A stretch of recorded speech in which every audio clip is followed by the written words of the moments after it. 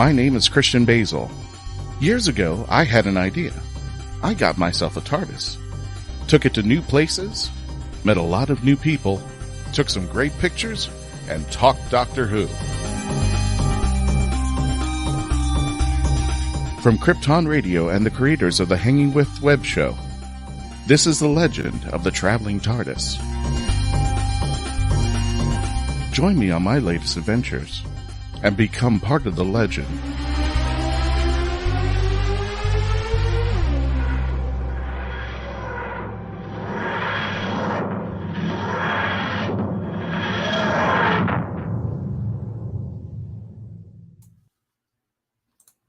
You were right, Dave. I just saw the button. It says loop. And that's why the video started rewinding itself there. Oh my goodness. Hey there, folks. Welcome to the Legend of the Traveling TARDIS. My name is Christian Basil. We're going to be introducing our panelists tonight.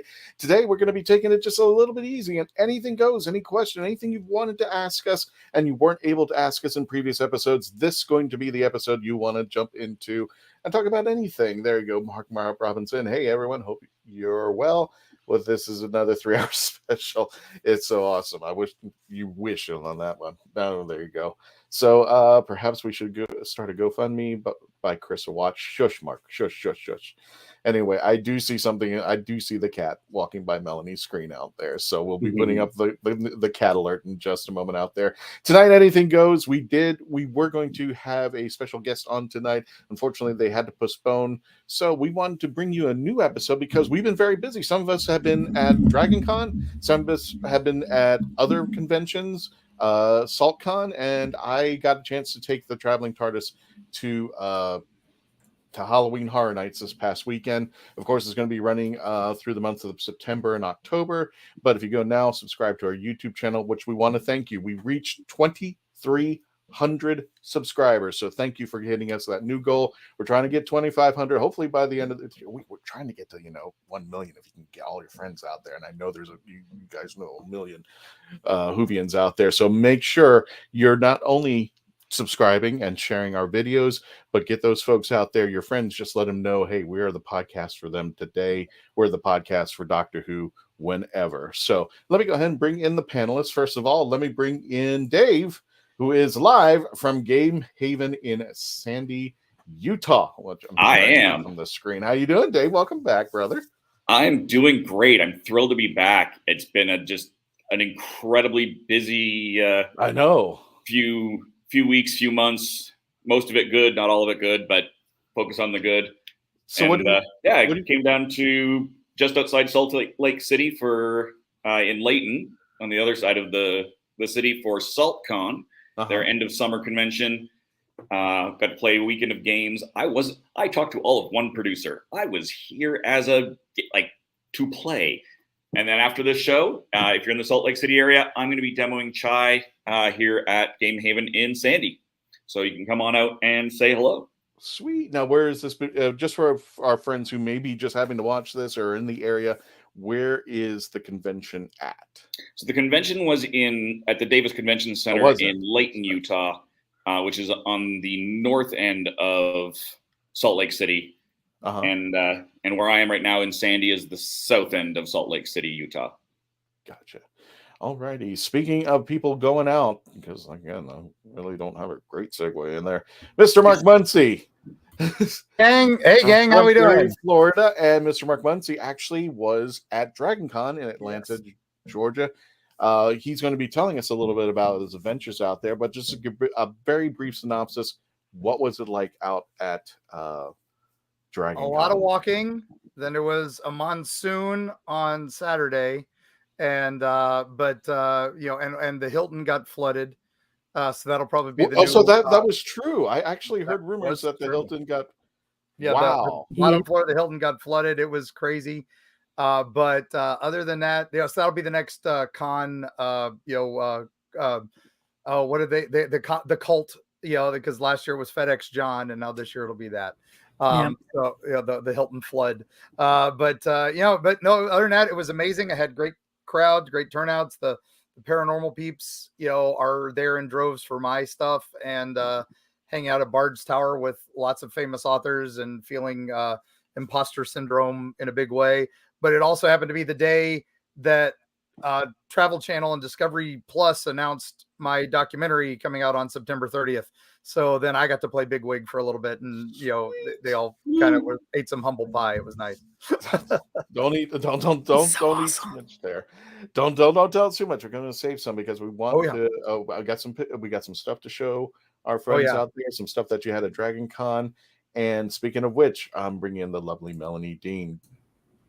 Hello, Melanie. Hello. I leaned over so that way you can see Luna. There you go. Let's bring it up. Oh, wrong one. There you go. Traveling There TARDIS. we go. There we go. If you see a cat, let us know. Cat alert goes up. Yeah. Hello, Luna. She moved the cord over. So yeah, Luna's taking over the place. But yes, hello everybody. No conventions for me this weekend. I got to just live vicariously through everybody's feed. So make sure if you were like me, you get on the Instagrams. Make sure you follow Mark, because I got to watch a lot of what he was doing for Erie, Florida, a lot of other great artists that were there at the convention center, so I could see the flooding of the Hilton. And also on the Facebook page, it was also a great Dragon Con group there. One thing that brings just fills my heart with joy is that there's 2 different lost and founds one's in the Hilton and one is at the Marriott, and that Dragon has, so you have those lost and founds, then you have another lost and found for Dragon Con itself, and how many people either lost wedding rings, or the great thing is so far that everything that I watched, they were all recovered. So it's neat seeing how many geeks, when they find something, they take it to a lost and found, and no one just takes anything. So that was absolutely the sweetest thing in the world, seeing, all the cosplay photos, all this, all the excitement, everything that was going on, the highs, the lows, and seeing that even like things simple as like losing a phone, losing a wedding ring, losing things, people were turning them in. So I love you geeks. I love all my nerds. I love to think our geeks, and especially our Whovian fans out there, they are good people no matter what. They always do, and I've always gotten help at conventions when I've been like stuck on something, or if my dolly's jammed, you'll see like 3 people come out of nowhere. I don't even know who these people are, and they'll just come out and pull. And the same thing, I pay it forward. I play, if somebody's doing the same thing or having issues, I'll go out there and go, yeah, come on, I'll help you out there. So I think on geeks in general, just really nice people. But speaking of nice people, let's wrap up our panel, and we got. He's not unmuted himself yet. The Reverend Amagon. You know him as the hashtag guru, Tom Kozak. He is from former president of the Guardians of Gallifrey. And if we get a chance, we may have to take it over into the after party, but he's got some stuff that he wants to showcase tonight. And again, this is just, we're just relaxing today because I'm getting over Halloween Horror Nights this past weekend, opening weekend, really? You're not going to share with the rest of the internet? Here's some pancake for you. My mom made it for you. Nice. Oh my goodness. There, Tom. How you doing today, brother? Yeah, me. Hello there. It's your boy, Tasty Cake. The last resort, the tragedy. I think I'm going to change my name to Beauregard. Last name Nana. Works. You're killing me, Tom. My friends call me Bo. Let me get rid of that screen there, though, folks. And then welcome tonight, and welcome Mark Robinson. Us geese can be evil Turkish as well. Okay. That stuff was disgusting, Mark. How could you do that to me? I can't find your friends. Seriously, who came up with the idea and said, it would be really disastrous if we take chocolate and put a creamy jelly filling in it? It was a rose soap flavored gelatin covered in chocolate. And this guy liked it, I think. He ate it. I ate it. He ate it. I ate mine too, but begrudgingly. It's just like, if I'm going to experience this, I want to experience this. I'm not going to. There are times when I'm happy just to spite everybody. When I go back over, I have to eat another one. Yeah, there you go. Yeah, probably. There are times I'm happy I'm a recovering diabetic. This is the stuff will put you right back into diabetes. Yeah, that's why I was like, I can dodge this. Yeah. It's not the sugar; it's the flavor that'll kill you. And again, join up in the chats there, folks. If you have any questions for the Traveling TARDIS team tonight, if you have anything, one of the questions I've been wondering this whole time. Isn't Jodie's episode supposed to be premiering next month? And I have not even heard a word. I don't even think there's been like the poster. Not a YouTube video. Nothing. Just October. Yep. Mm-hmm. Just October, and that could mean October 1st. That came out like 3 months ago, right? Yeah. Yeah, I think that it wasn't that long ago. Oh, it may not have been, but it seemed like forever ago. So. I'm so desensitized to release dates now with Disney Plus, and every time there's like, we're going to do this, no, and we're going to push that, no, and it's pushed back a month, and now this is pushed back a month, and now this is I thought this was going to be spring, maybe fall. Are you sure? Yeah, so I'm just. And for me, it's kind of already par for the course for Doctor Who, because for so long we didn't know when the Chibnall kind of got us all used to. Oh, you might have a special, maybe you won't, maybe this will happen. So and then COVID, so it happens, and we'll be all excited. I'm sorry, but when it came to the holidays with Chibnall, I don't want to start grieving up, but it's just like I'm hoping RTD brings back the Christmas specials, because it did make a feel. And when we just did New Year's specials, and then when we had the Halloween episode, it's just like, there's no feel on this. Even if the episode just took place during Christmas, it gave it a kind of feel. And it's still, the running joke that I have is on a meme with Charlie Brown and Linus saying, what the real reason of Christmas is when we get a new Doctor Who episode for Christmas. So, I miss them. I'm hoping they come back. It meant something, and I think Russell T will bring him back. I'm hoping. Fingers crossed. And I'm hoping it would be nice if the first episode were actually this Christmas with Ncuti Gatwa as the new Doctor, but we will see out there. That would be a surprise. Third Doctor. Hey, thank you for joining us. Third Doctor looks a little different nowadays. The third Doctor now is Deadpool, but as the third Doctor says in the chats, BBC in England have had zero publicity. The era is accepted as an embarrassment. That stings. Which I can kind of see. I mean, this isn't for this particular era, and I think we were having that issue with the end of Capaldi. We weren't sure when things were airing, so. Yeah. Well, it just feels like we're going off a cliff. I just feel like the 60th had more get up and go. Yet it is. Hello, all happy TARDIS Tuesday to you too. Yet it is. Yeah. The 60th anniversary, when we were starting to get pictures and things coming out, and articles, and then we saw videos of Doogie Howser. God, why is my brain just frozen? Neil Patrick Harris. I was getting really excited, and it just kind of subsided. But I'm sure we're going to get that wave crest again later on. Well, I think a lot of that was because it was leaking so bad that they had to get ahead of that wave. And in fact, that whole the Neil Patrick Harris was his own selfie. That wasn't like a professionally produced photo. He did it himself to get to help them. So I think it's. Who knows? Marketing is marketing, and that's a science I do not know. So it's lackluster for them, because to Mark's point, everything that we got was to get ahead of what was being leaked. Right. So now it's kind of almost what was the plan if nothing was being leaked? I'd hope that there was a plan that they were going to be putting stuff out, or did everything that that was being planned in what we call a marketing calendar was just discarded because they needed to do something else. Well, RTG did admit that at least some of what leaked, he leaked. Mm-hmm. Yeah, especially leading up to Ncuti's announcement, he was playing us like a fiddle, except for the Corden thing. James Corden thing. Where did that come from? Yeah, with the emojis. Yeah. Emojis, and we started seeing Bad Wolf appear. Graham Frears, I hope I got that right. Whoa. He, without a doubt, he's going to bring back the Christmas episodes. I hope so. I really hope so. I've been longing for them, even if, like I said, it's not a true Christmas episode.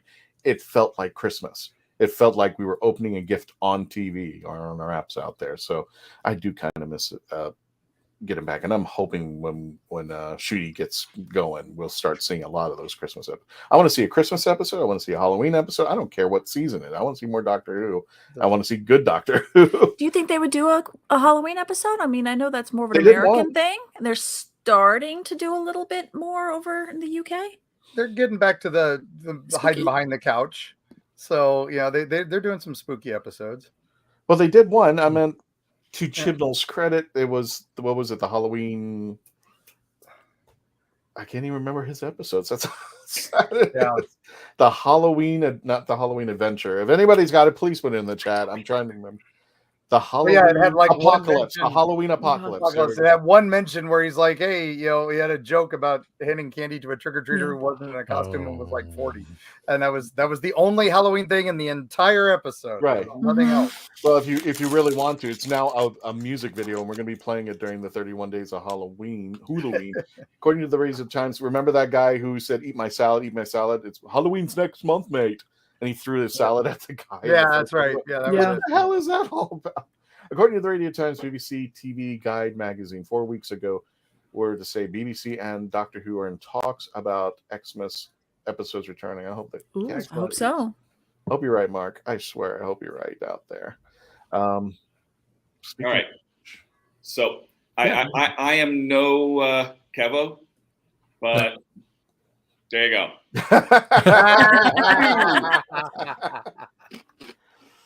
Yes.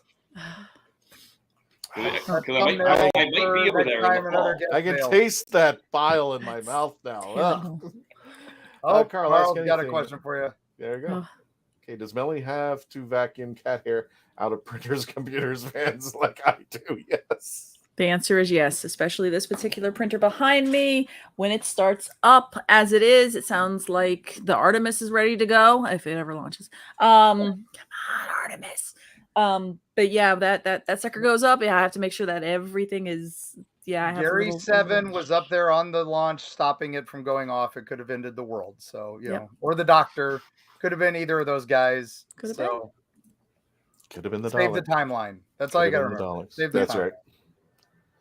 Well, we're going to. So there's your first question, and there's your first answer. The answer is yes. There is usually a can of this within reach.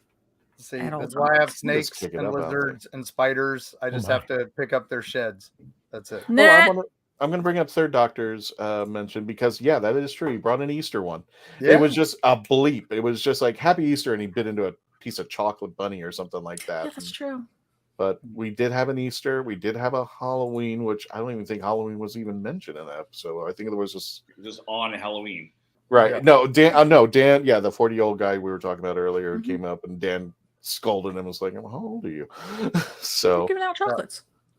I would just like to think. I think maybe we could do it. It's just like I think we actually had a discussion where taking one episode of Doctor Who, making it into a haunted house. I think we may want to revisit. Yeah, we did that. I think. I would love to revisit that. See what come up with today. Speaking of today, we got a commercial break. When we return, we're going to continue our discussion. Anything goes, folks. Anything. Any questions? You want to talk Doctor Who? You want to talk Star Wars, Star Trek? Anything else? Yeah. Well, this girl is going to really go nuts if you bring in the Star Wars. Battlestar Galactica. Battlestar Galactica. We can do that. Yeah, we can do that. Old school. Yeah. Anything you want. We're just taking it easy right now. We're going to be next week, and don't forget to put on your schedule on the 20th. We're going to have the folks from Doctor Who Velocity, and check it out because they may have a special clip for us. So when we return, please continue to stay logged on, tuned in, and become part of the legend. There they are. Commercial break.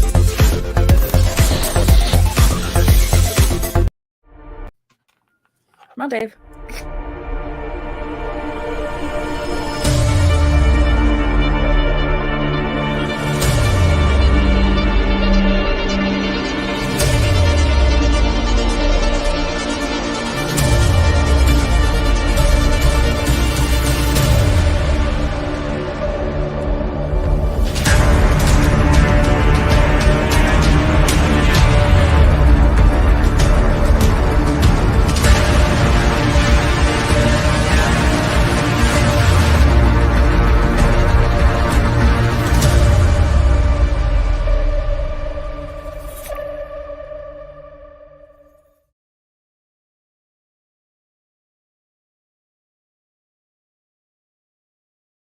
We are a touring acoustic duo crashing kitchens around the country. We go from house to house every Friday night, and we create music, we create food, a good time, we stream it live, and we do it for free. So now we're just really kind of like trying to develop it and build a community group that people believe in, then they'll help us. So we played from our rehearsal room, we played from the bathroom, thankfully that didn't catch on. I probably played guitar in my room, not for anyone, in front of anyone, nobody heard, for probably about 10 years. And then one Friday night, we played from the kitchen. It's the main place people want to be. It's where the food is, it's where the drink is, it's where the best lighting is. You can go to any party and I guarantee you, the kitchen is going to be popping. Our ultimate goal, I think, would be to crash kitchens every Friday all around the world.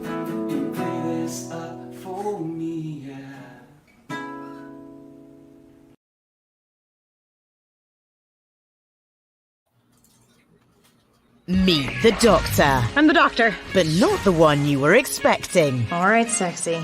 It's time to go home. Doctor Who Velocity. Streaming now.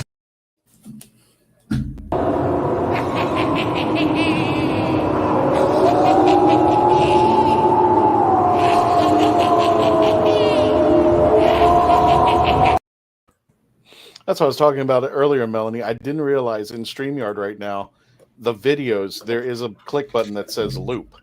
Oh, there is? Yes. If you look at where it says, I'll go all the way up to the top of the videos. Everybody, we're learning something. We're learning something. Yeah. That's awesome. Well, apparently it was clicked. And when I was playing that one Halloween Horror Nights thing from our oh, TikTok it does account, say loop. yeah, it was looping that video. And I was like, wait a minute, it's not stopping. Do I have to Hold shut on, it off? guys, watch this.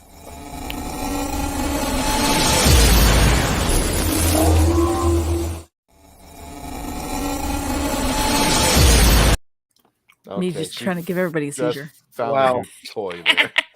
Ladies and gentlemen, welcome to the Traveling TARDIS. My name is Christian Basil. Welcome back to the Legend of the Traveling TARDIS. For those of you listening, anything goes, any question, anything you want to ask us within reason, we'll be answering it for you tonight. Don't forget, as you saw in the video for Doctor Who Velocity, they will be coming and premiering on the 20th of September with their new episode, The Boglins, which I just got the information from Chris Phillips, who is the husband of Crystal. And also, I have a Boglin somewhere. Do you know?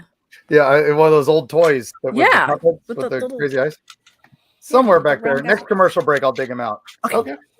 Speaking of which, Mark, tell us a little bit more about your adventures over at Dragon Con. I have yet to go. I am really it's one of those. It's all right. Imagine MegaCon. So.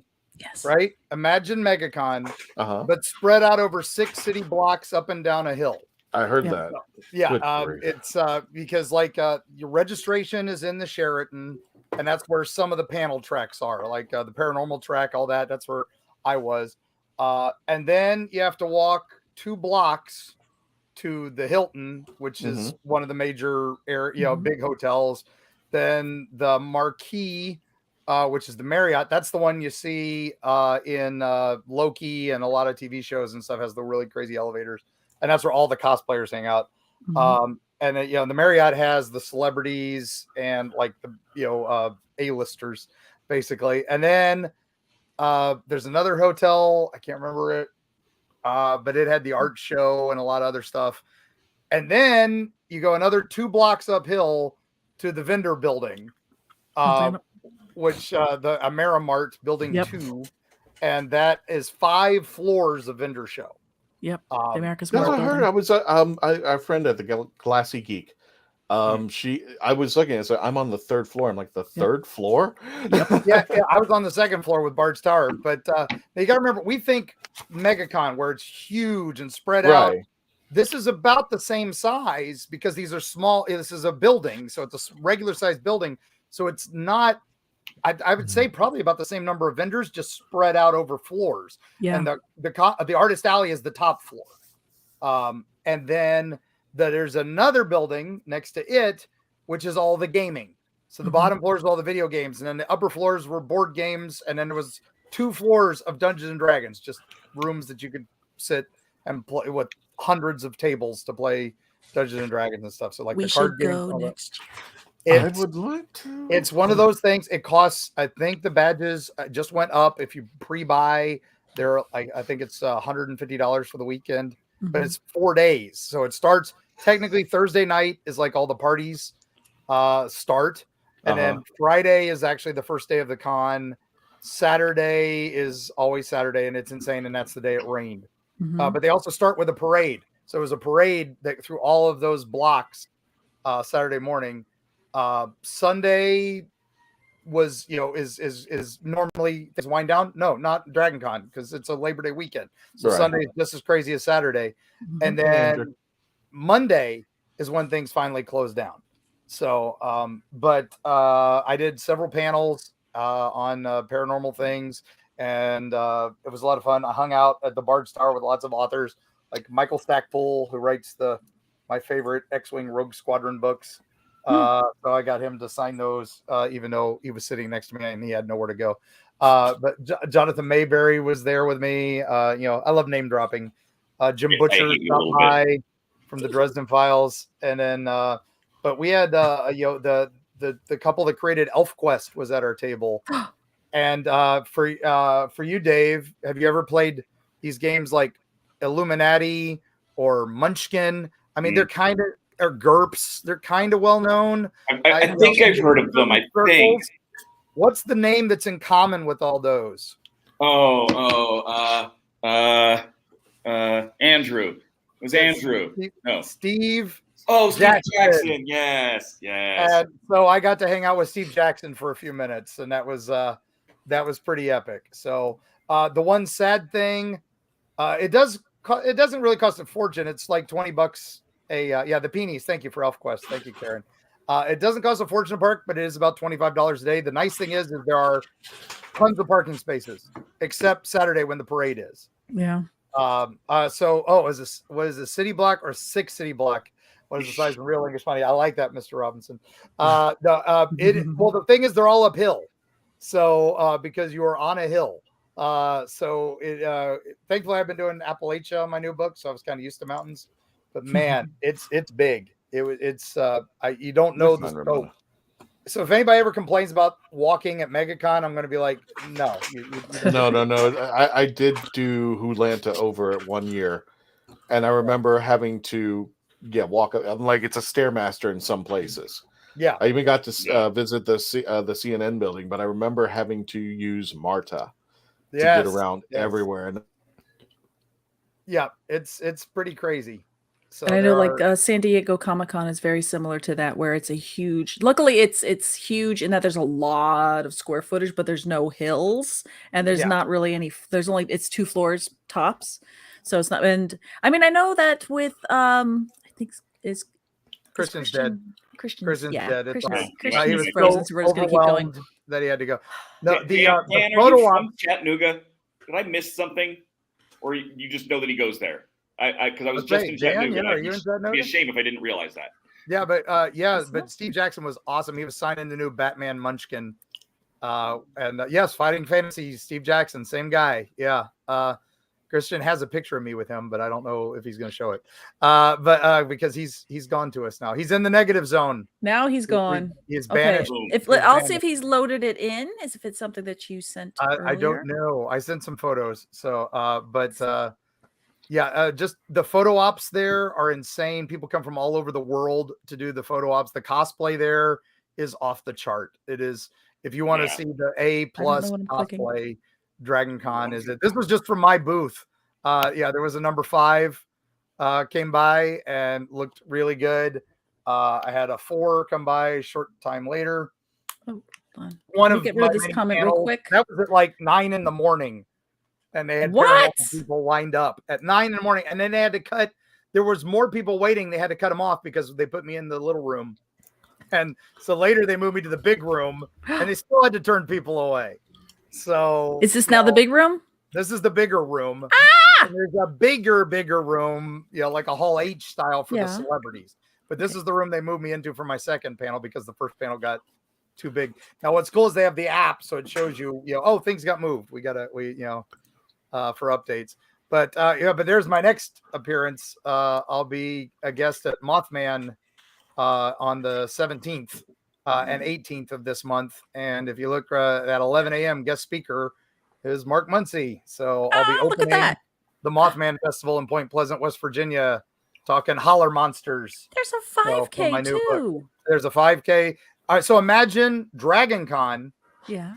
All about cryptids, but instead of Atlanta, a city of millions, a city of 5,000 people, Point Pleasant, West Virginia. So nice. it gets overwhelmed with people. Wow. But it's amazing, and the town embraces it. So it's become their big event, and 50,000 plus people descend on this town from all over the world for this one weekend, and That's crazy awesome. So I have one more photo in here that looks dragon. Yeah, there was the fourth Doctor and an Eddie, and I was informed that the Knight is some YouTube guy, so I didn't know. So like, well, my daughter was the photo. I was like, oh yeah, he's a YouTube guy, and I'm okay, great. Okay. But yeah, vloggers and everything were vlogging us all over the place. Tampa J, Adam the Woo, we see them at MegaCon, we see them at a lot of events. I love Adam the They Woo. were out there, and that was cool. They did the parade.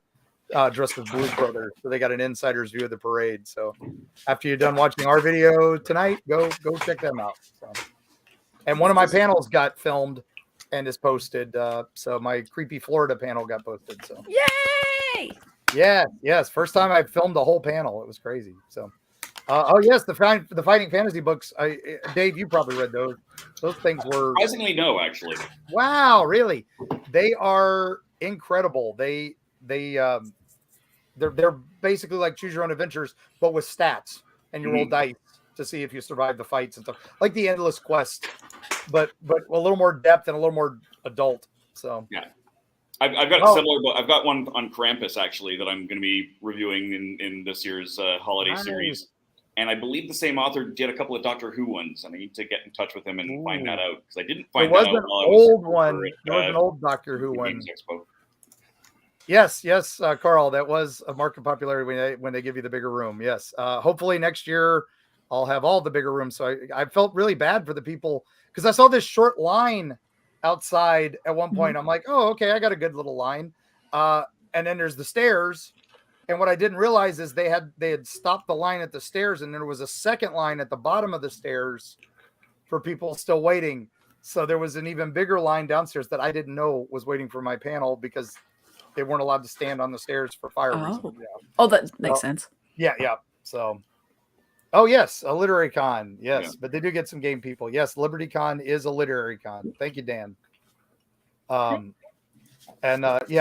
was one.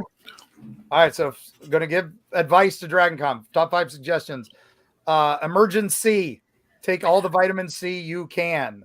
A few people who I spent time with did come home with the fun virus and are recovering. So I'm quarantining for the next few days because I don't want to bring it to Mothman with me. Yeah, good idea. Emergency 5 days before a con, during the con, and 5 days after. Just it'll save you so much trouble. They were mask required. All events, everything indoors was mask required. So Dragon Con was not taking chances.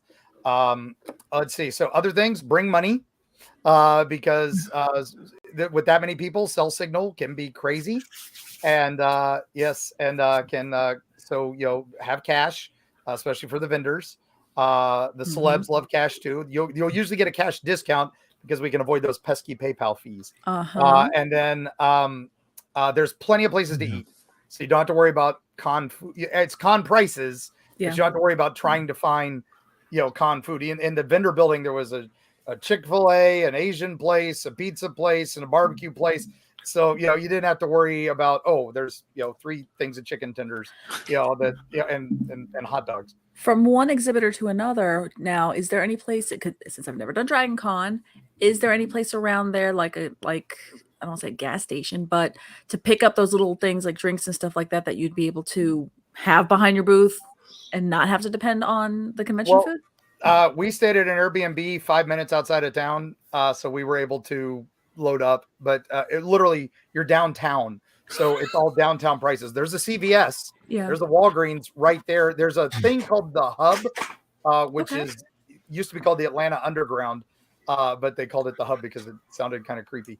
It's like a mall under all the buildings. and it connects to some of the hotels. So that's how you can avoid the storm, and the bad weather a little bit. That's good to know. But that has tons of food options and tons of little shops, things too. So it's like a mall. So that was pretty cool. The other couple things I would say is get plenty of rest. I mean, there's parties till 3 a.m. there. So if you're not doing a panel in the morning, do something later, sleep in and have fun later at the night. You don't have to be there from open to close. Did you go to the ice lounge in the Hilton? I did not, but I heard it was amazing. I wanted to do the bunny hutch. I missed that. That was sad. Oh, and we're being told that we should probably. We're being told. Oh. But that's Dragon Con. So I think Dave's got power too. Okay, so Dave, do you want to do the commercials? You want me to do it? I can do that. Okay, somebody roll a commercial. I don't care. Buy Erie, Florida at erieflorida.com, and also available from the History Press. So, where did we leave off? We left off with Kitchen Killers, or did we leave off with Velocity? We did Velocity. This is the last one. You know what? I almost think we should do Velocity again since they're coming on the show. Let's do it. Go for it. Why not? Meet the Doctor. Meet the Doctor. I'm the Doctor. But not the one you were expecting. All right, sexy. It's time to go home. Doctor Who Velocity. Streaming now.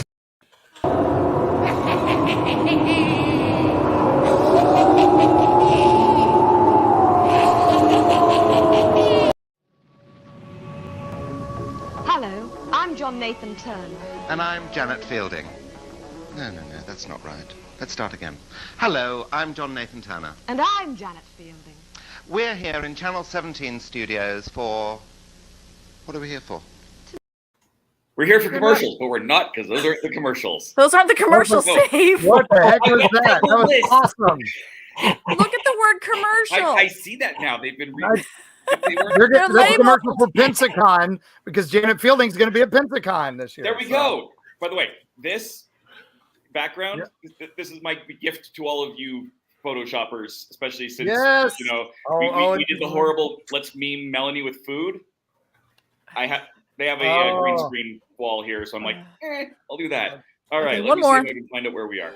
Hi, my name is Jamie Engel, critically acclaimed author of The Toilet Papers, Places to Go While You Go, a short story collection suited to match your bathroom needs.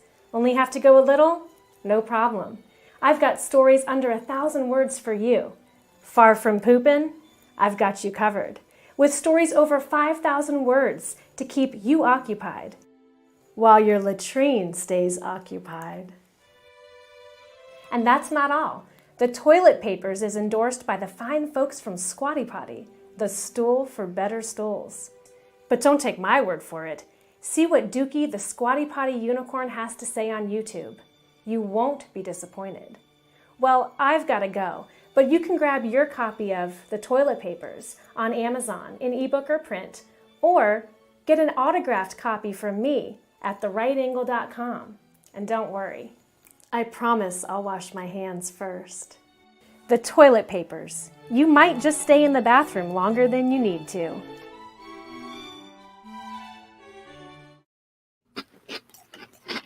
Are you doing them now, or am I? Kristen's laughing at us, by the way. Considering.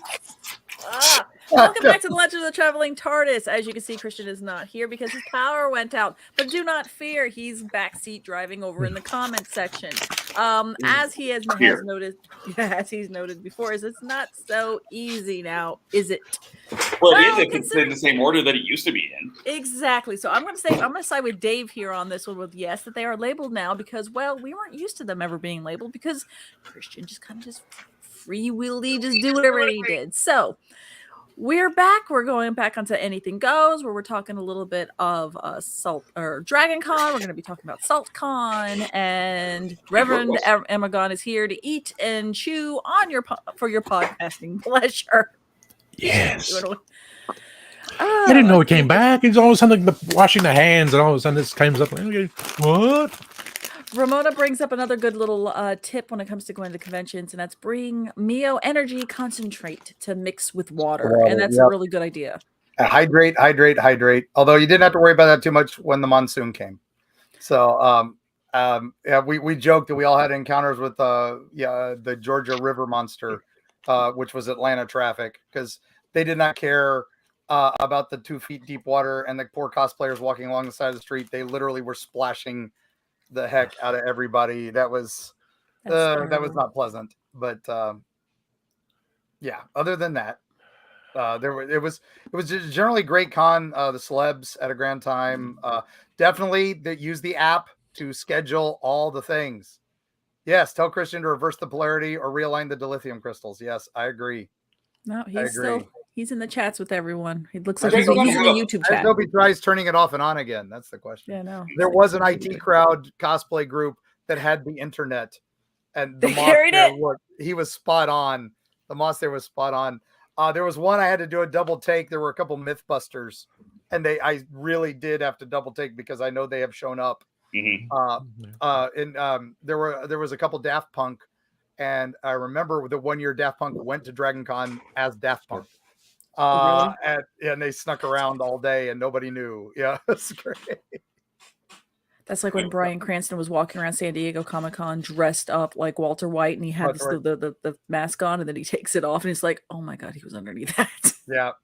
That was there was some stuff like that. There were some antics. If you watch the parade, Mark Mirror, who is the voice of Commander Shepard in the Mass Effect games, was dressed as Mark Mirror.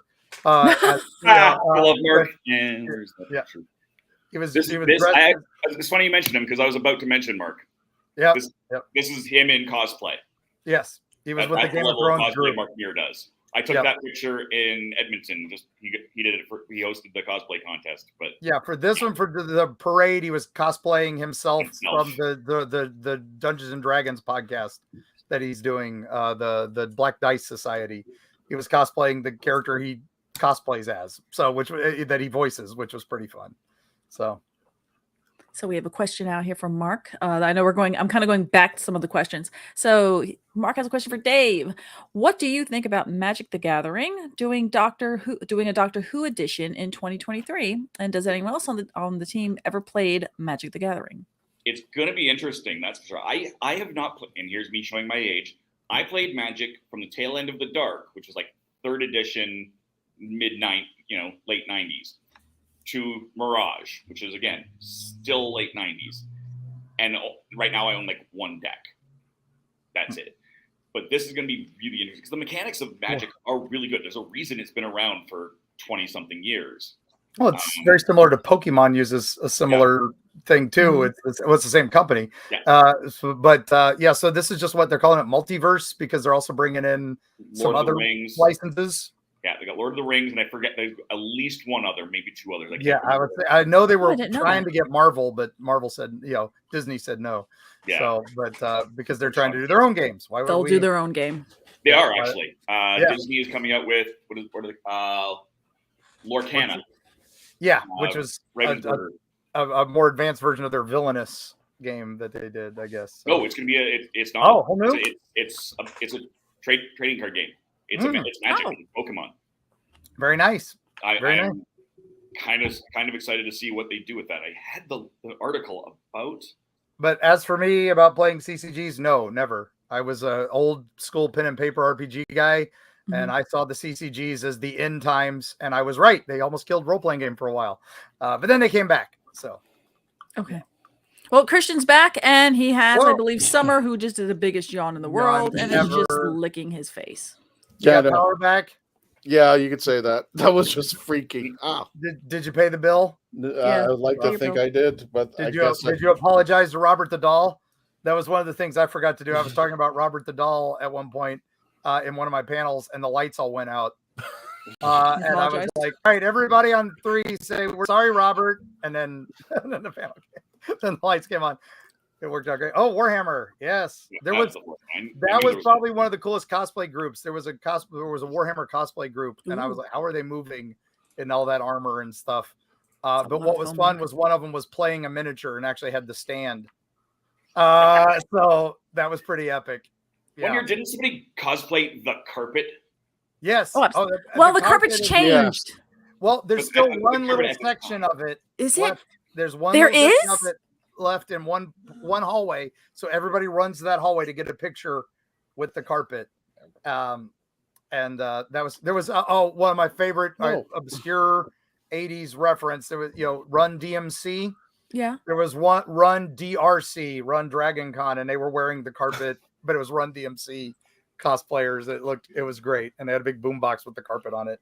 That was pretty fun. So I remember once Spoonflower really came out, and all the other types of print-on-demand fabric companies came out, and so many people were like, "Oh, I could do the carpet that pattern," and then it was amazing.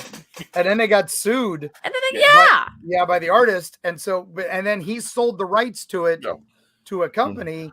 But the problem is when that company came out with their stuff, nobody bought it because they were afraid they were going to get cease and desist for wearing it. But there is an inflatable T-Rex that was running around with the carpet print. Well, the carpet print. Plenty of stormtroopers and other stuff. It was good. So I know the wrestling group New Day in the WWE, the three of them, Kofi, Big E, and oh my Lord, I cannot remember the other guy's name. He plays the trombone. My brain hurts. But a few times they have their gear because they're huge gamers. They're huge nerds in their own right, and they'll have come out once in a while. And they'll have the first time I ever saw them come out, and they were wearing stuff with that carpet, and I was like freaking out because I was like, that's Dragon Con carpet. That's the carpet. And look at my poor husband's like, what are you talking about? I don't understand. The McElroys do the one Dungeons and Dragons podcast. That I can't remember, Adventure Zone. They were doing a live game, and one of them came out in a wizard's robe that was made of that. It was all that. Was pretty funny. Oh, that's awesome. We have another question from Yet It Is. Again, going back a little bit. I have a fun 2-part question for you all. If you were the Doctor, which companion would you want to travel with? And if you were a companion, which Doctor would you want to travel with? Well, I think we had episodes of that. And all Christian's doing is sitting here being licked to death by a dog and making noises. So who's taking it first? She rarely gets to be part of a blackout, and so I was making sure she was okay. Okay, so Christian, if you're the companion, if you're the Doctor, who's your companion? And then if you're the companion, who's your Doctor? Oh God. Are we coming back to you? Come back to Christian. Coming back to Christian. Reverend's got his hand up. If I had to pick one companion to go anywhere, it would be like K9 because I wanted protection. He's a computer. He knows practically everything. It's not that I'm dissing on the other companions. It's just that if I have to go on an adventure and I want to make sure I'm taken care of, I've got a dog who has a laser nose. He's got sensors and everything. So I would probably pick K9 to go on adventures with to be on the safe side. If I had to go human, Sarah Jane. Okay. She's no nonsense. Now let's say that you're the companion. Who's your Doctor? It would be a toss between Capaldi and Tom Baker. Oh, that'd be awesome. How about you, Dave? If you're you're the Doctor, who is your companion? Ace. Yes. There you go. That's a no, like Ace. Yes. Done. Maybe Amy is, but I'd leave Rory at home. But that's a whole different story. Yeah. Ace. And now you're the companion. Who's your Doctor? Who you want to travel with? The flip of that is still 7. 100%. I would travel with him anytime. I would like to travel with him actually, really at any point. But I loved his TARDIS when he in the movie. Going into 8, it was nice. It was luxurious. It was like sitting in an old library. Mm-hmm. Mm-hmm. I want to travel in that TARDIS. Are you carrying the baseball bat? Of course. Is Ace? Hell yeah. Do you have a jacket and a baseball bat?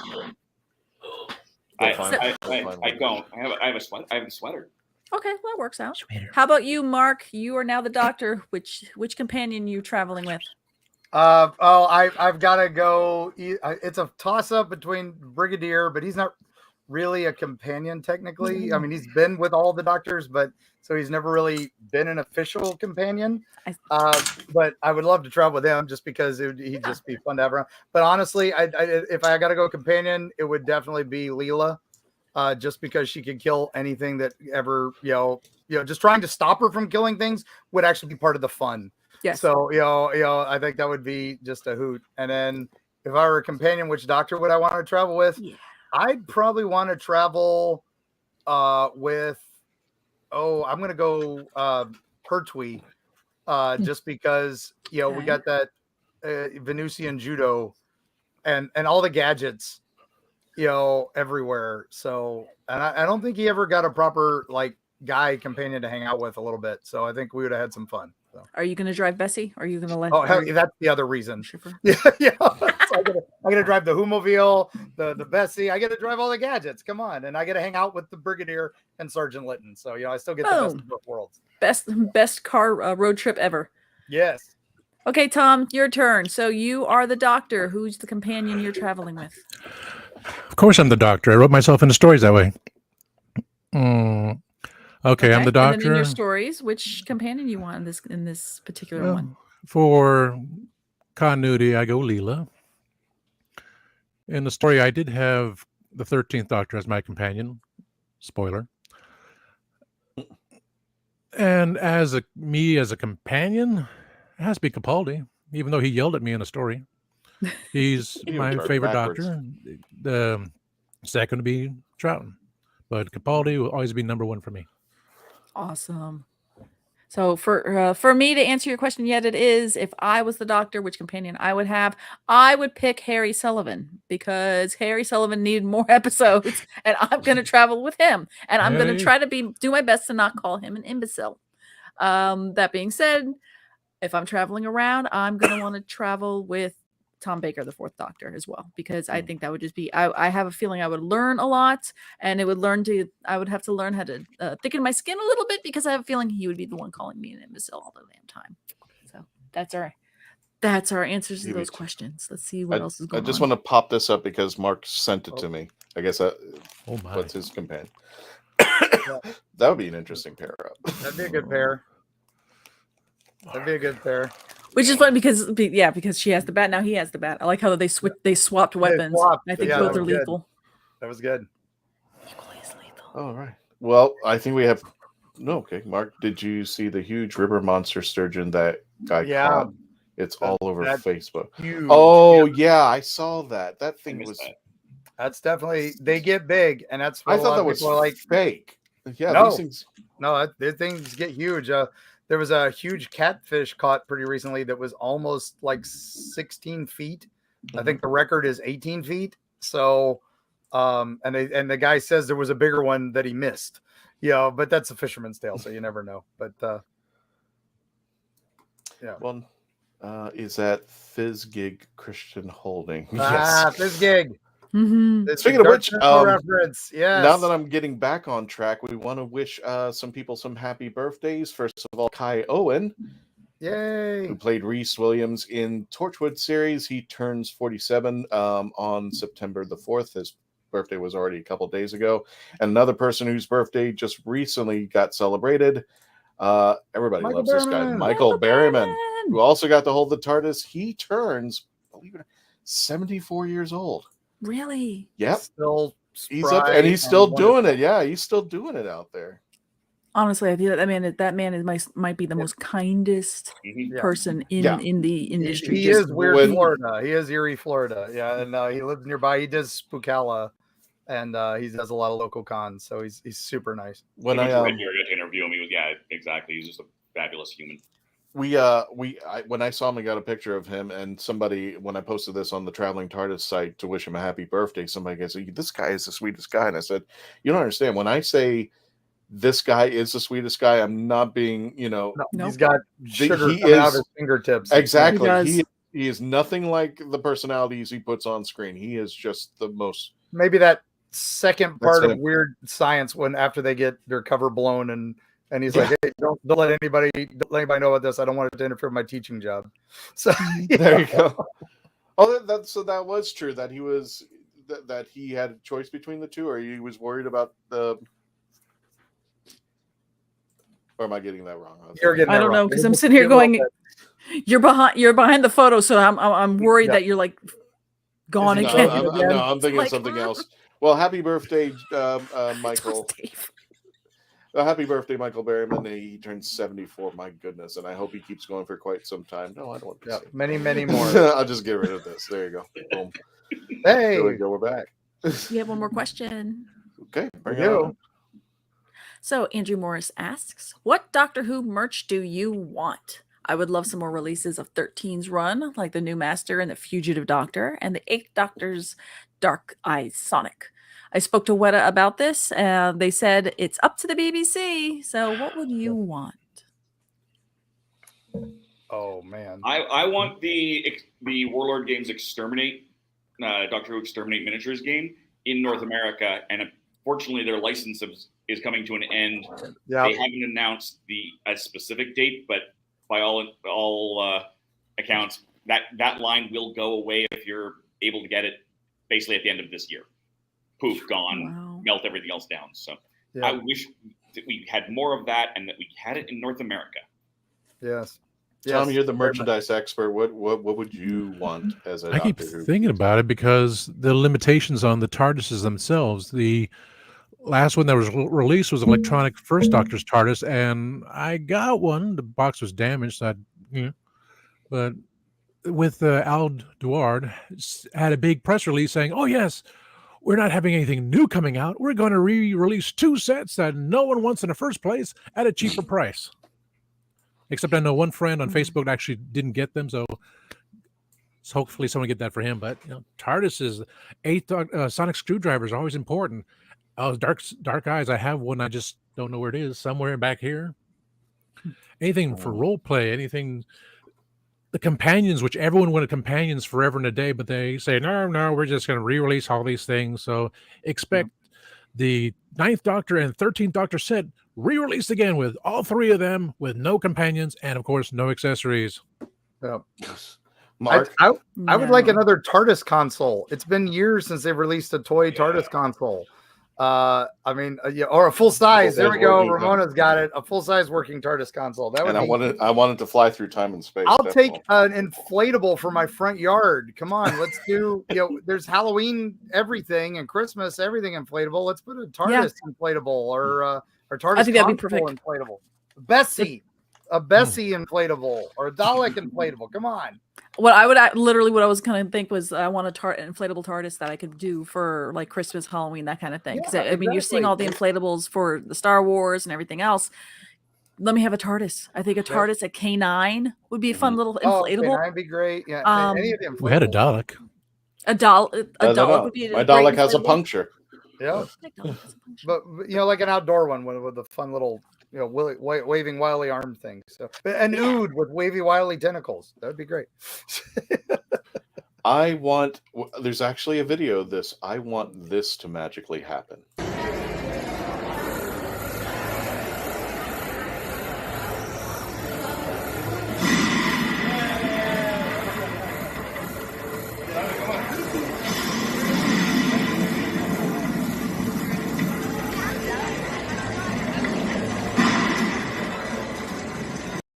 I want to combine those two and freak everybody out at the Wizarding World that I have a Sonic that can actually trigger those damn things. How about a Doctor Who theme park? There we go. There's our next. There's an episode. What would you put in a Doctor Who? We talked about that. We did that. Yeah. We did that. I missed it. I'm sorry. Yeah, you did.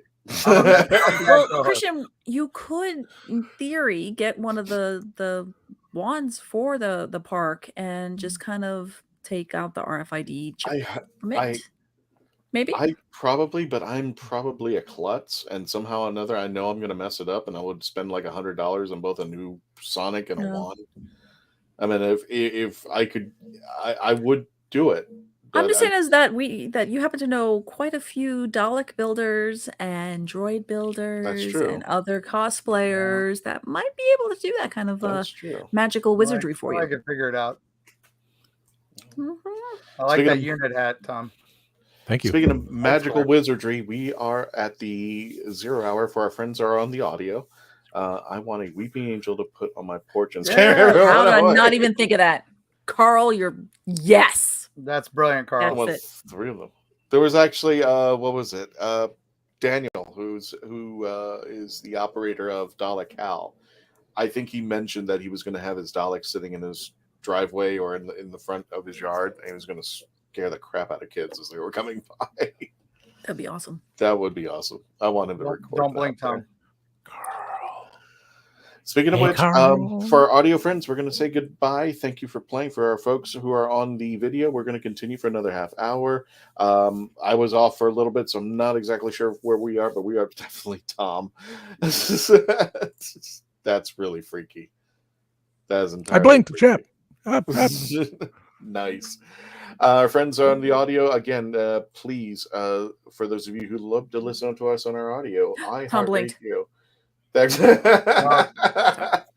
works. iHeartRadio, sci-fi.radio. You can download the app for free. Spotify, Spreaker, Podbean, Player FM, wherever you listen to your favorite music. It was sponsored by the Hanging with Web Show, Web TV Media. Check it out over there. Don't forget Facebook.com/The Traveling TARDIS. Over 63,000, and we are 1/4 of the way to our goal of 64,000. So we're getting close out there. Mark says, no. Sorry. No, that's right. Mike says, no, Tom, that would not how to wear a beret. I will teach you how to mold a It beret. was last properly. second, Mark. I just It was there. You've been there. Been shunned. Oh my goodness. Don't forget to subscribe to youtube.com, The Legend of the Traveling TARDIS. We are now up to, thank you, 2 more people subscribe. We are past the 2300 marker to 2302. So thank you for joining us. Don't forget, like, share, and subscribe on the YouTube channel. Again, we're going to continue our chat for our friends on the video. For our friends on the audio, thank you for joining us tonight. This house is falling apart. We're going to continue on our discussion with Anything Goes. Again, we're taking your questions up until the end of the episode. If you have anything you want to discuss, let us know. We'll try to answer your questions. We are now going to go into the video portion of our show. Thank you for coming, and please stay safe out there. Become part of the legend.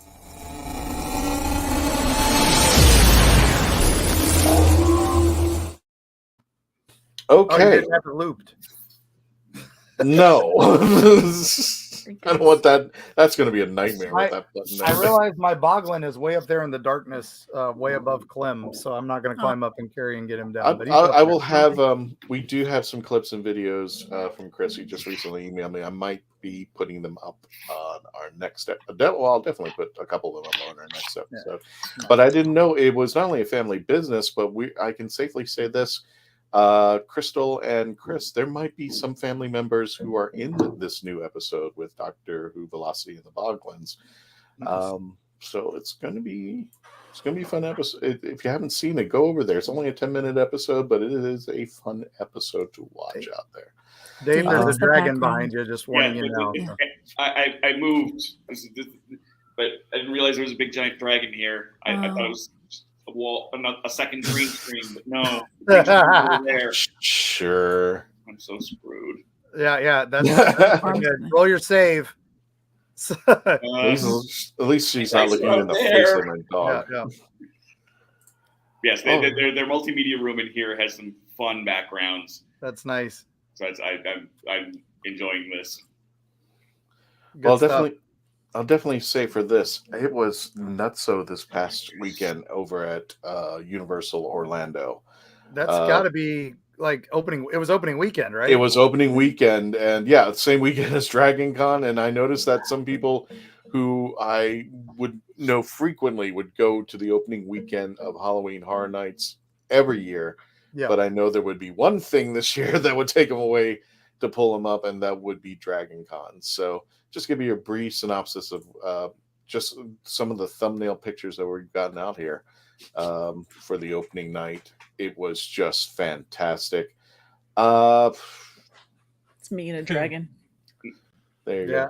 There you go. These are just beautiful that's shots. Our 2 hosts. Oh, I love that Dave, one. lean in.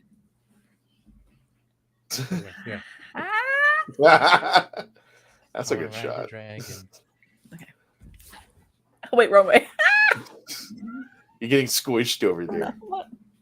Luna. This one actually, I think, is the favorite of everybody so far. Oh, that's nice because you got a weaving angel right there. Yeah. I like the light, the way the light's bathing everything. The way the light's hitting it and everything out there. And a few short videos. And believe it or not, we're on TikTok. What? We are on TikTok. What are you doing? Join that. We are on TikTok, so if you go on our TikTok, you may see some of this action. Hang on a second. Let me just slide up the banner so cover us up. There we go. And you may see some of this action on our TikTok at the Traveling TARDIS.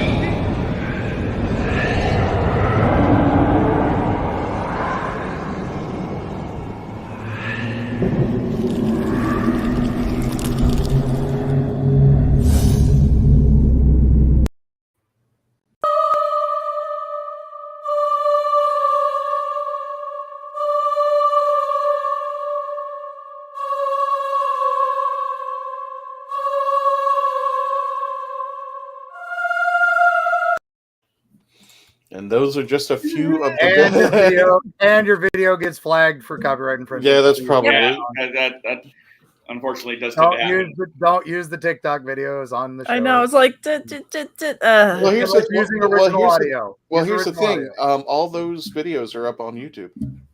I know, but those are copyright. That song is copyrighted. It'll get flagged on your YouTube. Okay, well, I'll keep an eye on it. I'll change out some music. Yep. I had a TikTok ad when I interviewed these guys. Get to show your butt. No, as long as you're doing regular stuff, it's all good. Yeah. Oh, Cat alert. Yeah, Luna's back. No, don't eat my comic. So I really we haven't done all the haunted houses. We got the Rush of Fear pass. Now, if anybody who's not familiar with the tickets, Rush of Fear, I think is like the first 3 weekends of Halloween Horror Nights. So we got the Rush of Fear, so we can go back out there. The other thing is you can buy the express ticket. Yeah. And that's just expensive as hell. But it is a must. If you're only going 1 or 2 nights. One night, get an express ticket. Just do it. Even though it's the equivalent of buying another ticket. For each person. Yeah, you have to buy one for each person. You got to buy one for each person. It's just, I missed the nights when it was just, grab a fast pass, let's go. I will say that was one cool thing about Dragon Con, having the professional badge. Normally, like as a vendor or a professional, you still got to wait in line with everybody for everything. But at Dragon Con, nope, you're right to the front of the line, just like a VIP. So it was crazy. Mm-hmm. The only thing that I don't like about Dragon Con, that I've heard, that I know because I haven't gone yet, but if I go in as Artist Alley, you get 1 badge with your ticket. Yeah, you don't get 1 2. badge with your table. As a guest, as a professional guest, I get 1. I can request. Oh, that's great. A +1. Okay, good. But they don't always. But it's for like spouses or kids. It has to be next of kin. Okay, wow, that makes sense because I know +1. You have to fill out a bunch of paperwork for your +1. Oh wow! Because I know, for a lot of people that I know, that other artists, that exhibitors, and all that kind of fun stuff, that I found out it's like, nope, you get 1. Yeah, 1. So if it's like you want a booth, babe, second badge, it's a discount badge, but it is not just some general admission badge like most cons. Yeah. It's an actual vendor badge or professional guest badge. So, well, it's great to know that at least you have the option for that extra one, not having to spend. Yeah, you can buy more than 1 too. We had one of our people bought 4 for his whole family, which was nice. What's up, Tommy? You look like you had your hand up. Yeah, I thought I could pop you. I don't know. Oh. You just have to put your hand up and get acknowledged to interrupt. Trying to pop me. Anyway, just to give you an idea of what the houses look like this year. There is no Stranger but they Things lost house. the rights to Ash versus Evil Dead at 1 minute, so they threw in an extra one. I think that's that Underground Creatures. Yeah, there is no Stranger Things house that I can think of. I think this is an old one. Yeah, this is old. This is. I thought this was the most current one. No, Stranger Things is not there. Bug House is got a completely different name. Okay, well, it's a speculation map. Yeah, it's a speculation. This is before it came out. Yeah. The Horrors of Blumhouse are 2 houses put together, so you actually go from one house to another. Halloween is there, and I hate to say this about this, but it's still the best haunted house out there. Even though I've heard it was amazing. Yeah. Even though, they had the exact same houses, I think years past, and for me, it still was the best house out there. I heard and the Universal Monsters Versus was actually pretty good too. So those were the two got voted. Those are the two that got the best ratings on the app so far. So really, the Legends was Legends Collide is what they called it. Yeah. And supposedly, I think it's the Wolfman, the Mummy, and Dracula are battling it out for something. And essentially, I didn't get it at first. I think I might have to go back there. Just a story eluded me because it looks like you're walking through a pyramid, and there's Dracula and the Wolfman all of a sudden. Dang. And it was a little bit like convoluted. I didn't get the story until somebody told me at the end. Work for Monster Squad. It'll work. So, yeah, that's fine. But Halloween, I think, is still the best one. Some of them I couldn't even remember from that. So this was the speculation map. So I'm going off of that. I think Stranger Things was another one that was supposed to be there, and then they demanded a lot of extra things, and so it got pulled at the last minute. So I haven't done the weekend yet. Chupacabra was okay. So the one that says the Mummy and the Wolfman, that's the one where Legends collide. Halloween, the Wicked Growth is not there. The Bug House, that's one I haven't done, but everybody seems to like that one. But it's how about Chupacabra? Chupacabra was okay. There's another one I think which was supposed to be in Stranger Things is supposed to be like one, I can't think of it, but I think it's one that you go through a haunted hotel. And it was like, okay, to me, I think what was disappointing this year, I think I'm just so used to like Jack, Chance, the icons, the producer, the usher. Yeah, there's always the icons. And to me, there didn't seem anything like bringing everything together. There was Little Boo. It's a little skeleton pumpkin. So that's their icon this year because it's 31. It's Halloween. Right, Halloween 31. I didn't know that until I walked out the first night. It's just like, oh yeah, I was asking somebody, what's the theme? And goes like, it's 31. I'm like, well, you couldn't even tell. No, it's like, there's like that one zone where they're using a lot of the like old school Halloween stuff, like old 70s, 80s Halloween, like plastic and using the stuff. The problem is they're using the spirit masks that they're selling this year. What? And I'm like, this has like one of the biggest budget productions for a theme park, and they're buying spirit props. I was like, wait a minute, I'm disappointed. I saw some photos of that, and I was like, come on, guys, you used to be better than this. You used to make your own molds and do your own thing. Come on. Yeah. So, well, in Spirit's defense, I mean, it's not like they got crap. I mean, they got some good stuff in there. Well, I know they're getting, but they've upped their game. But that's just it. It's like, but Universal's dropping theirs. They should up their game more. And that's exactly. Look at Netherworld and look at some of these, these haunts that are, Erebus and some of these amazing. Hollow Scream is even. Houses.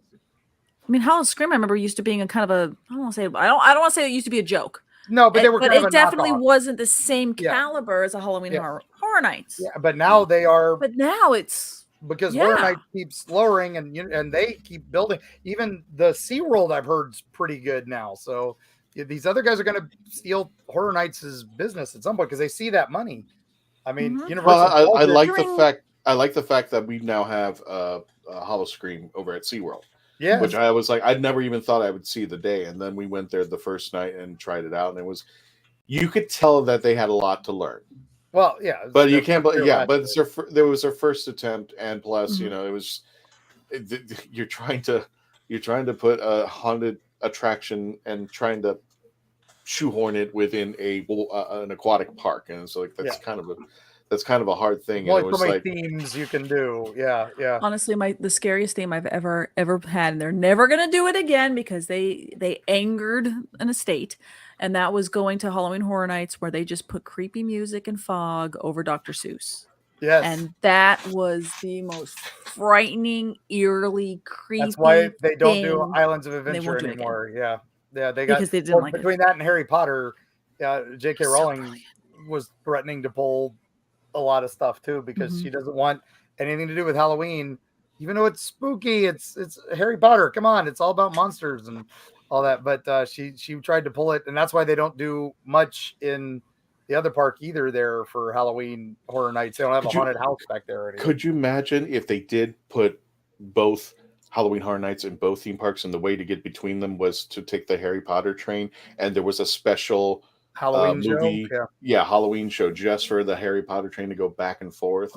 It'd be great. I know when they build the new park, which is what, Epic Universe, it's gonna have Nintendo Land and all that.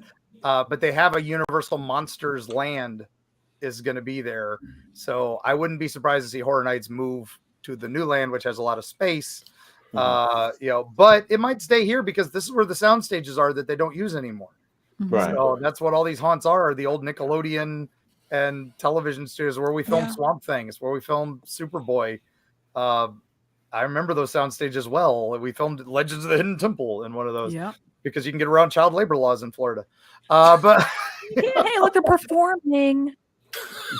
Yep, that's how we did it. I know, I was a 17-year-old working 18-hour days. I know exactly what I was doing. So yeah, we all did. We didn't care. We wanted to be in film. We didn't care. I was hanging out with Patrick McNee, who was getting drunk at 9 a.m. Come on, this was awesome. I was actually on a set. Living the dream. We were until like 2 or 3 in the morning. We were the extras for a movie that they were filming, and it never came out. But I think they actually got their cues. It was just me and this little girl that was supposed to just walk across the street. We were like these younger kids at the time. And apparently somebody didn't tell the limousine driver that we were coming. So we were walking down the stairs, and here comes this limo. And then the director just went completely ape, like, "Well, what's going on? These kids are about to get hit." It's like, the movie was called, I remember it was called King's Ransom. Nice. It starred Michelle Pfeiffer's sister Dee Dee. And there's so many movies down here. Christopher. They were all so bad. They were all so bad. Problem Child 3. We were extras in all of them. My favorite was when we started filming Thunder in Paradise with Hulk Hogan. Yes. I miss that. And it was we would film at the Grand Floridian. Because that was supposed to be the base, his fancy mansion. It's the Grand Floridian. It's obvious it's a Grand Floridian. Yes. But we would travel all over the world, and it was always Universal Backlot or Epcot. Those are the two places that we filmed. And now I have to go back and watch that terrible movie because now I just have to. Series. We went to series with that after the movie. So there was the 2-hour premiere movie, and then the Did you do any background in that, Mark? I was in audio. I did audio. Oh, so were you strict audio? I did a few walk-ons on a couple shows that I think my IMDb shows, like Superboy and Swamp Thing. I think I did a couple on-camera bits. In one Superboy episode, I played a superhero villain that got beat up for 30 seconds. Yes. I did a lot of voiceover for that too. I was like 17, 18. I thought I was living the dream, man. Of course. My first extra work was for SeaQuest. Yes. We all did that. I think we all did SeaQuest, man. I think everybody did SeaQuest. If you were in Orlando. I still have a SeaQuest t-shirt. Yeah. I love that. Hey, that was where I met Ted Raimi, so I can't argue that. So, and just on a side note of Thunder in Paradise, the guy who co-starred with Hulk Hogan in that series, his name is Chris Lemmon, and not many people know that's actually the son of the late Jack Lemmon. Jack Lemmon. Yep. There was a lot of older stars who were about to go off to pasture, so they would come here to retire to Florida, and then they would still be able to get a paycheck. Yes, so exactly. He could have a name. So that's how we had Patrick McNee, because he'd retired here from England and he was living here in Florida, and we would wheel him in a wheelchair and he'd be a computer voice for us. So that's why he's the computer voice on Swamp Thing, Superboy, Super Force. And then Thunder in Paradise, we stopped doing the CGI and just let him, be sitting in the chair. Nice. So Mark has a question. What is the most spooky supernatural place you have ever been to? Mark Muncie's house. His is a place called, Mark Muncie's house. No, I'm just kidding. That's just aesthetic, sir.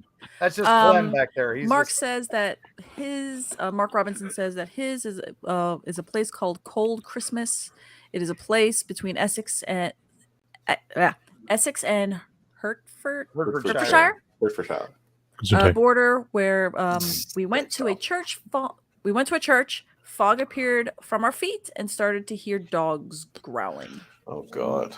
I'll answer first because I got a fleet. I did a haunted house in Edmonton, and we were not actually allowed on the top floor of this warehouse because apparently that's where all of the worst of the mean ghosts were.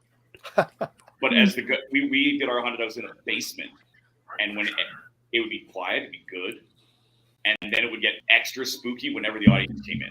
Like the nicer ghosts were playing along. Nice. We even had the emergency, the work lights that have the safety glass in case the bulb explodes. The safety glass exploded, not the glass, not the bulb. So it was, tools would move around when we weren't, when we'd leave them somewhere. It was weird, but I have to run. I have to go get set up for my demos here at Game Haven. So once again, if anyone watching is anywhere around the Salt Lake City, Utah area, come on out to Game Haven in Sandy, and I will be here for most of the rest of the night. Are you going to Evermore while you're out there?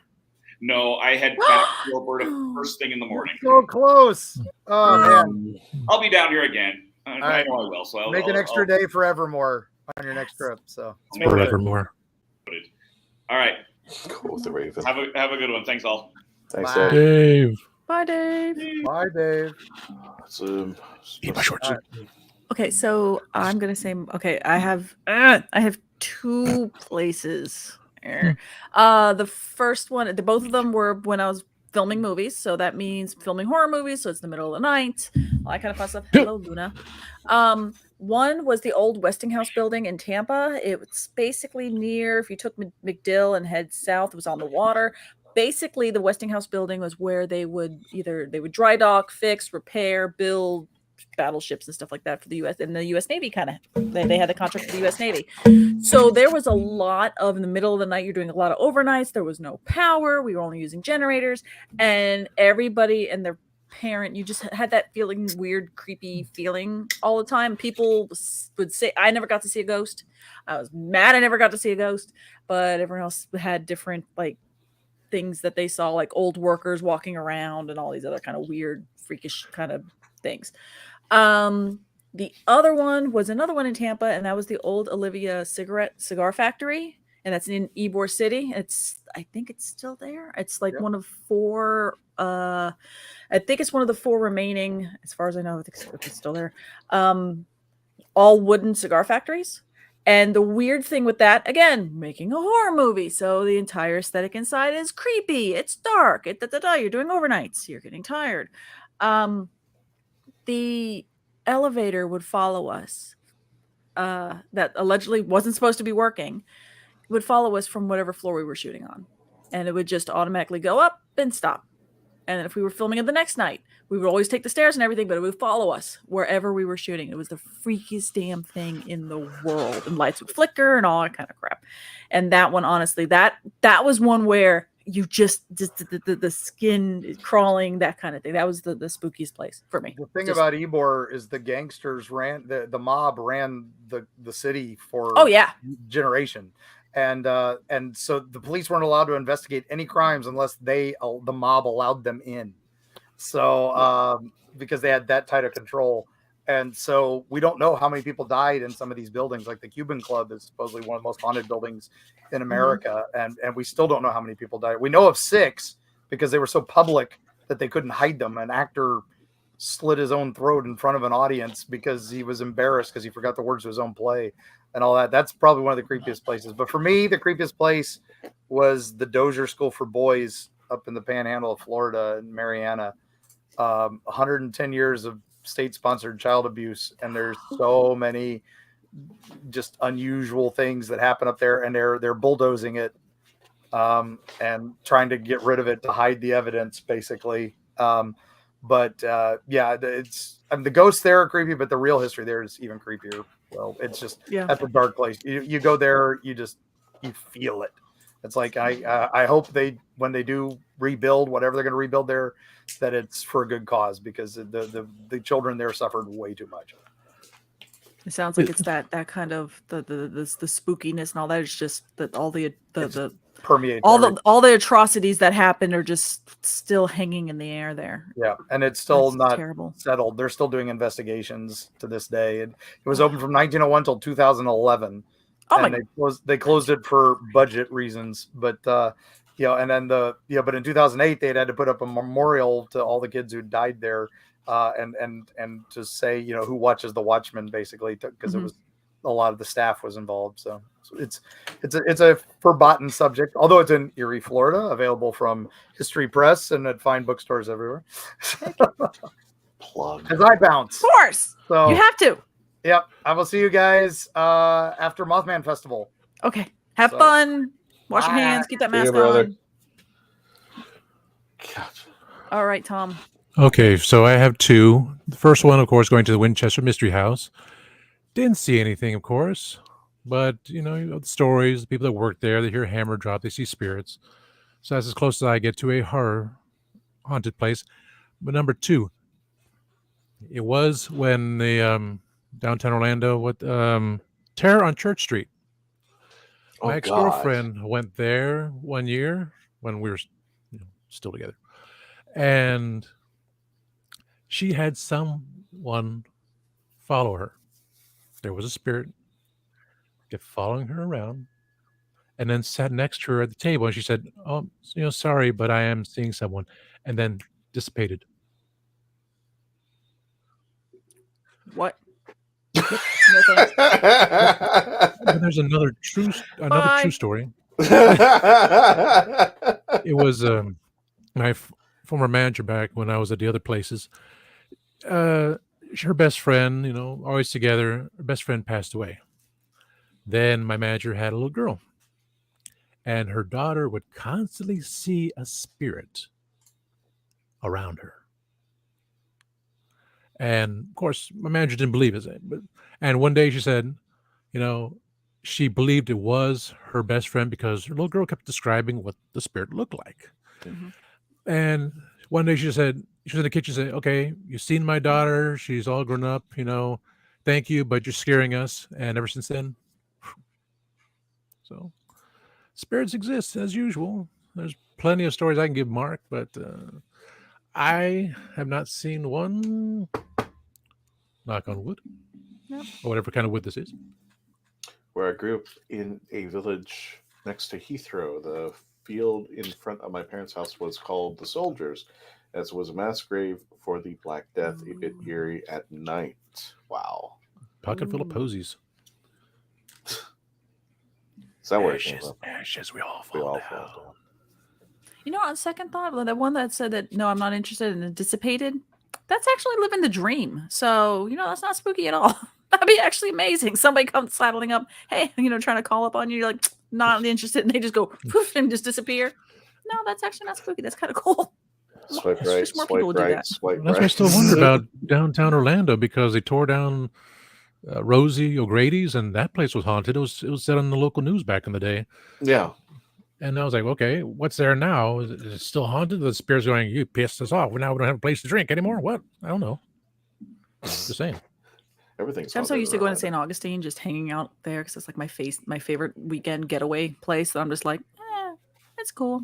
It's just work. It's just, my weird, creepy things have to be, you're doing a horror movie. It's already dark and scary. The aesthetic's scary. Now it's dark. Now we have actual creepy things. It's like, no, it was fun.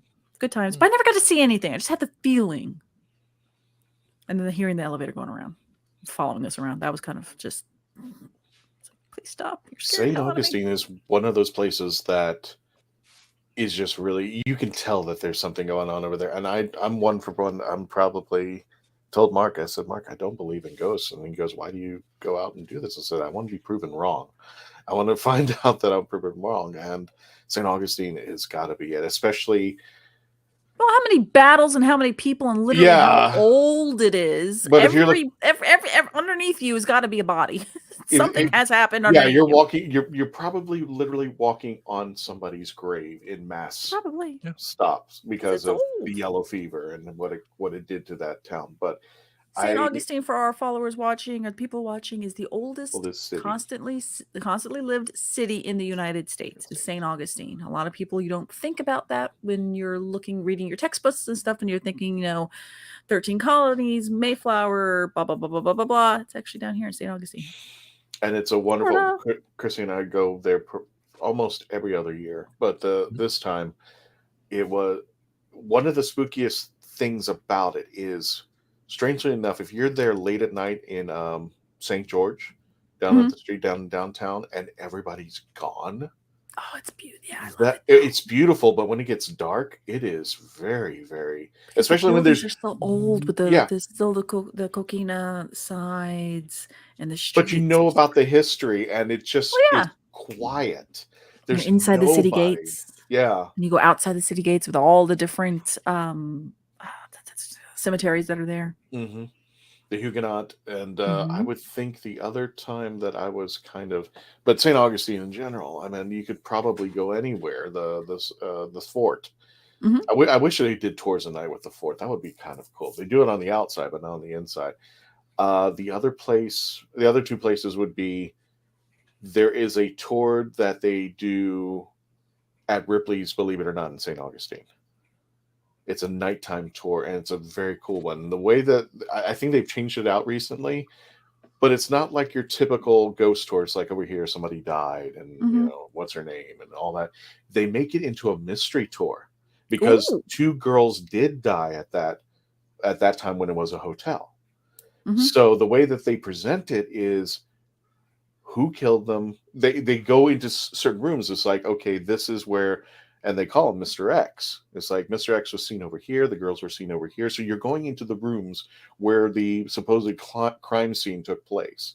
And you're going through Ripley's at night. So all those things that were a little creepy during the day, when the lights are out and they're staring back at you, oh my God, it freaks me out. Especially I'm gonna do that tour. That sounds kind of fun. It is. I don't know if they do it similarly, but there's one place where there's a theater, and they used to run they used to give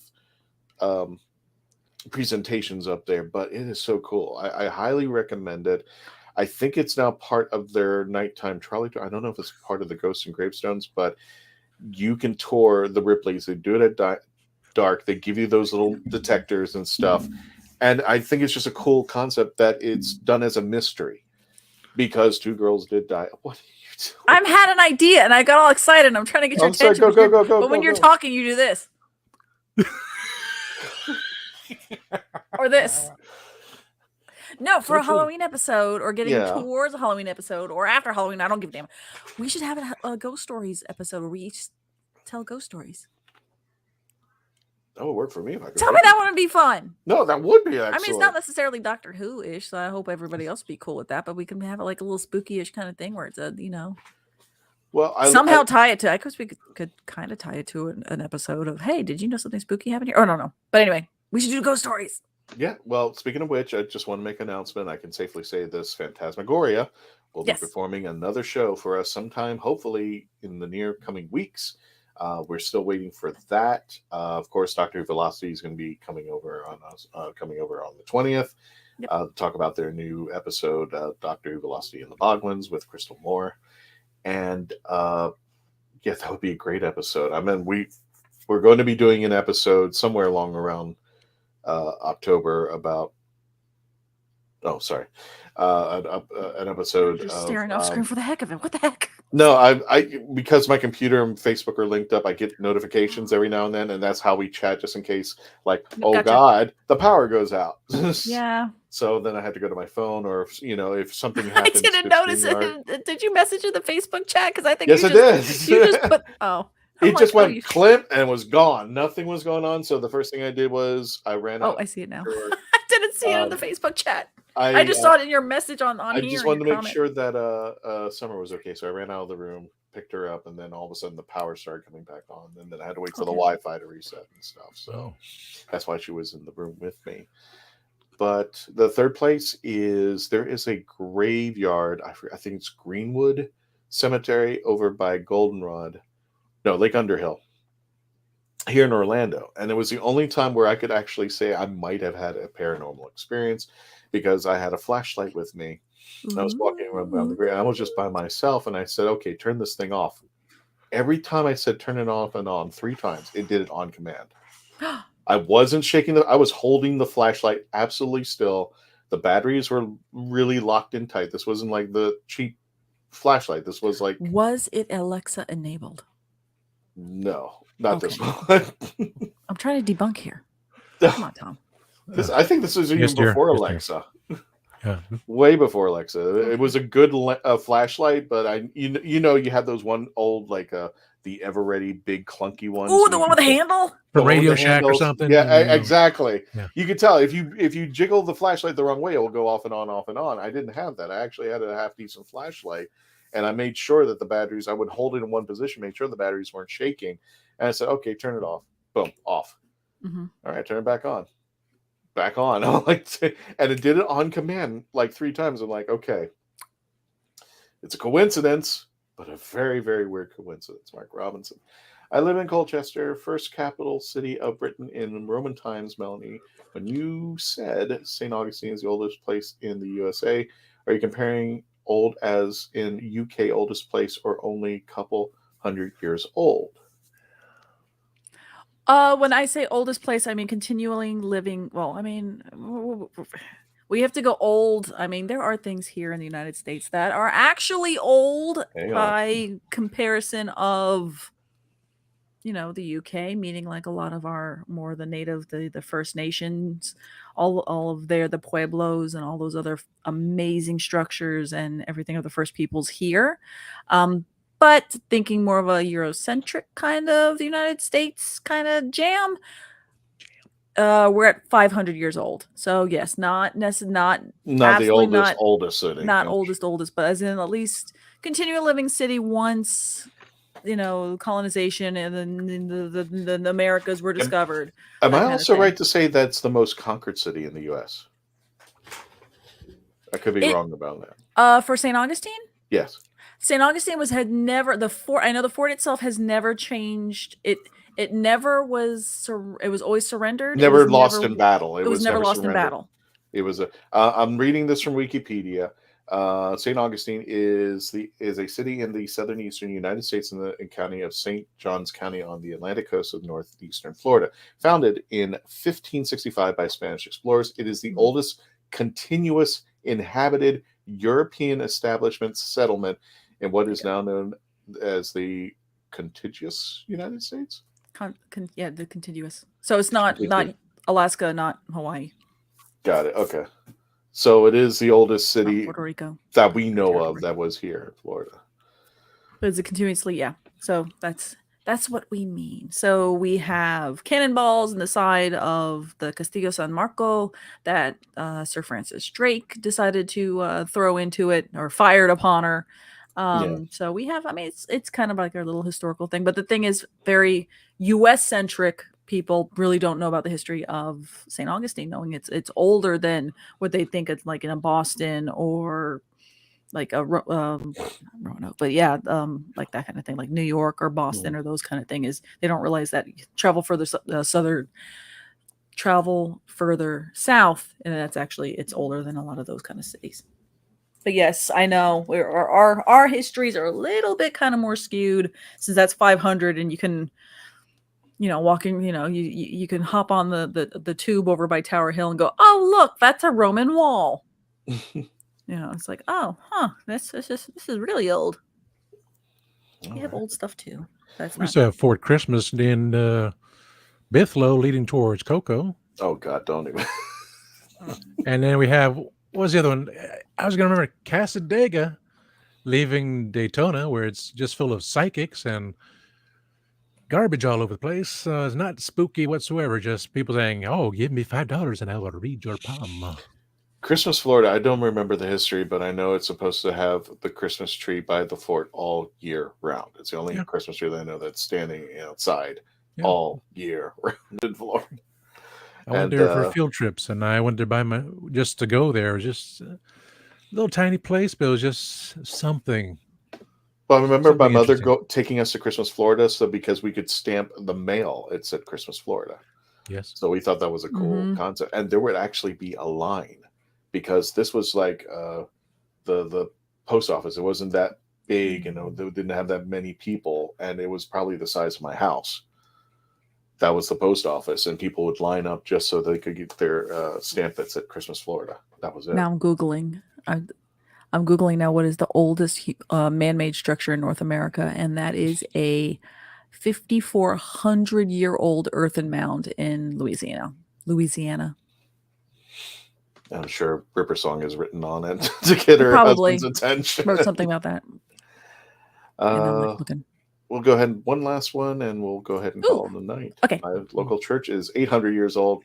The spire is 600 years old. Yeah, so it's older than this. Yeah. Show it off there.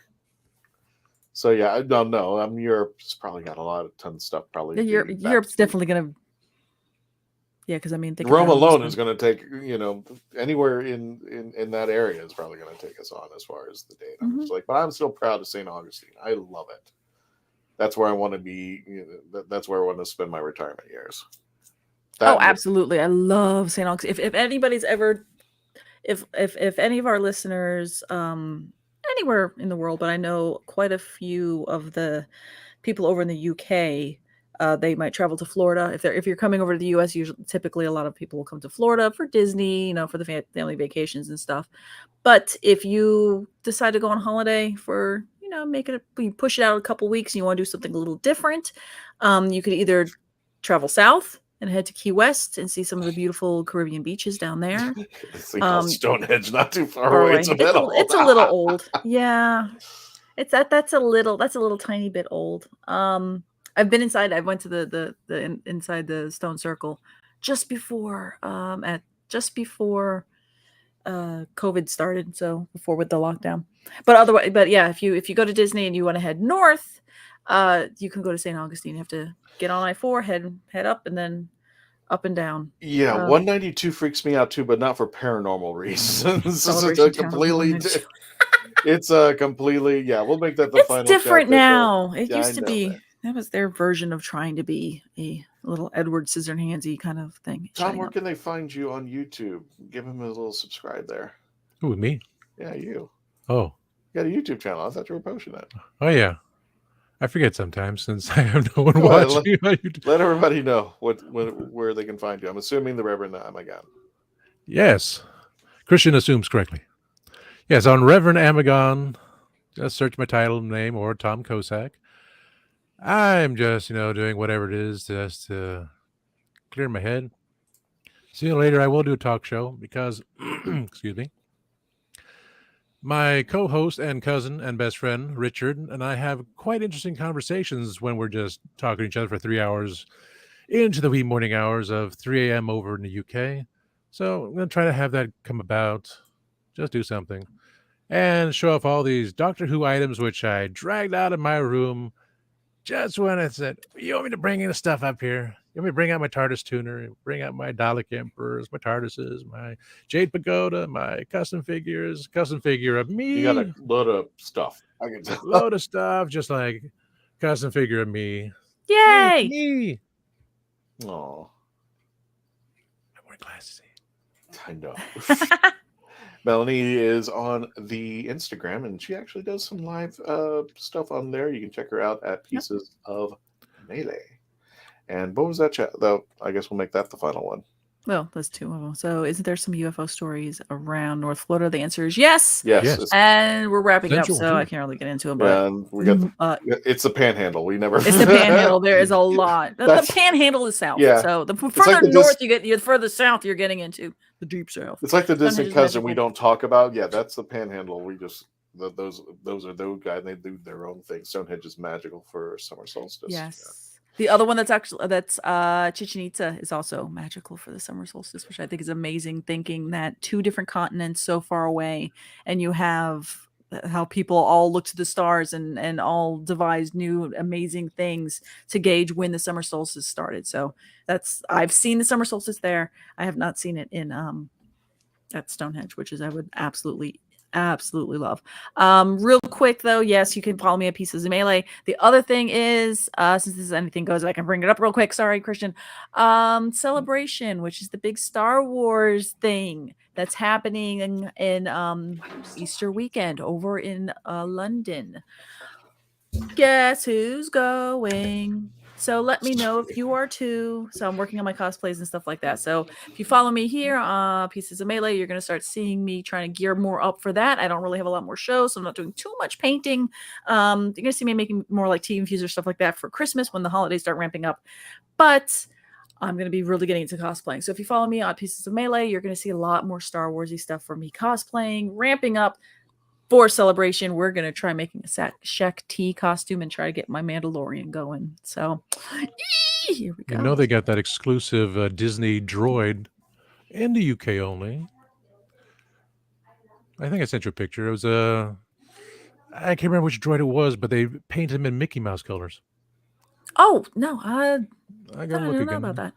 I'll see what I can find. We are about one family on this guy. That is correct. Let's go ahead and end it there right now. Don't forget, right now, subscribe, youtube.com, The Legend of the Traveling TARDIS. Thank you for the folks who got us over that 3,200 hump and added up to it. We're trying to get to 5,000, hopefully by the end of this year. Don't forget also to subscribe, facebook.com/The Traveling TARDIS, 63,000 and growing. We're trying to hit 70,000 by the end of this year.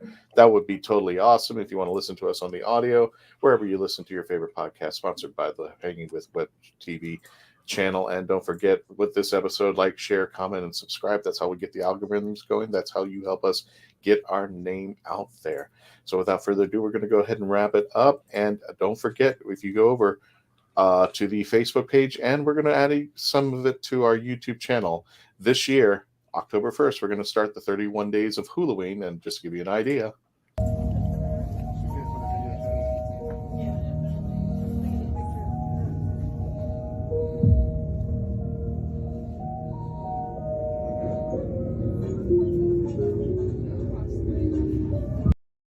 we're going to have videos. We're going to have pictures from Halloween Horror Nights, classic and old, some memes, some great stuff. All of that's going to be taking place on a daily basis on our Facebook page. And now we're going to incorporate it to our YouTube channel. And yes, we're on TikTok at The Traveling TARDIS. So help us out there, grow. Thank you, folks. And don't forget to say your goodbyes, because we're going to probably put your stuff into the final, to writing out. So again, please stay. Okay, now we got the thunder coming. What are you looking over at me for? No, not you. I'm looking over at the window where I just heard thunder. So this would be a great time to end this episode. Thank you all for joining us. We'll have another episode next week. Plus, we are having Doctor WHO Velocity the following week. So everybody, please take care of yourselves. Thank you for joining us and become part of the legend. Have a good one.